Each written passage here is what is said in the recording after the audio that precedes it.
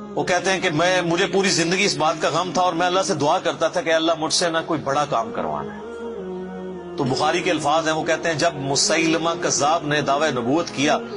تو میں نے اللہ سے دعا مانگی کہ اللہ میں نے اسلام کے سب سے بہترین شخص کو قتل کیا تھا، یعنی حمزہ کو۔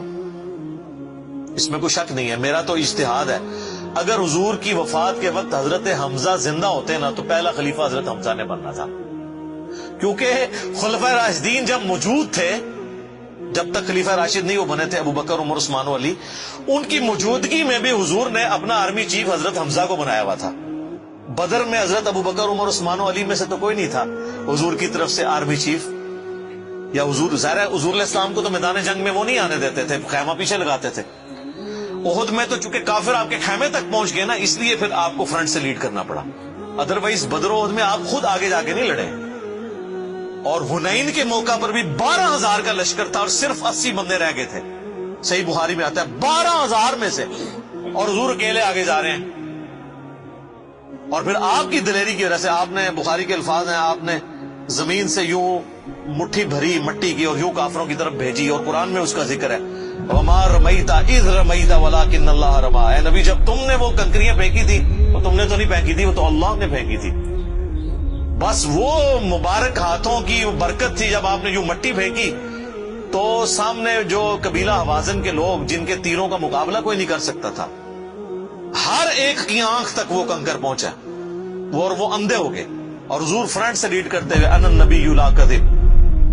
میں نبی ہوں اس میں کوئی شک نہیں، میں عبد المطلب کا بیٹا ہوں اس میں کوئی شک نہیں، یہ آپ علیہ السلام یہ اشعار پڑھتے ہوئے آگے گئے۔ تو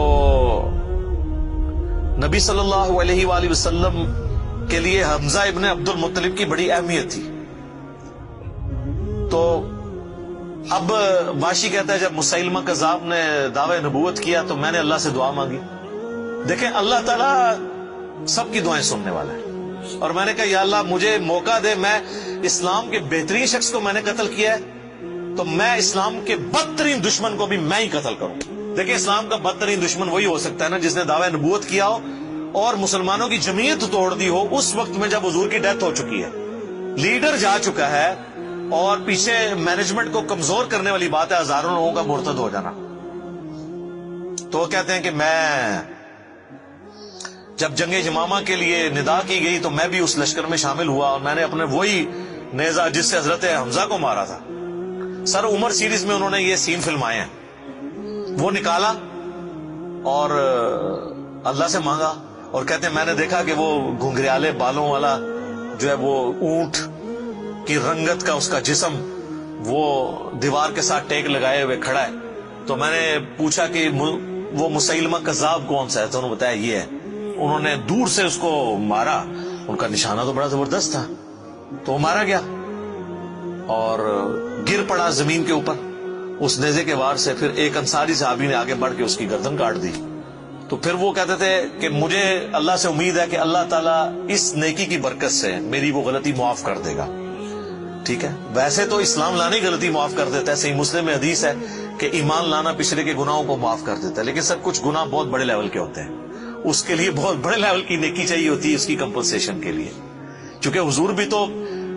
اس اعتبار سے تو حضرت واشی حضور کے سامنے نہیں آتے تھے نا۔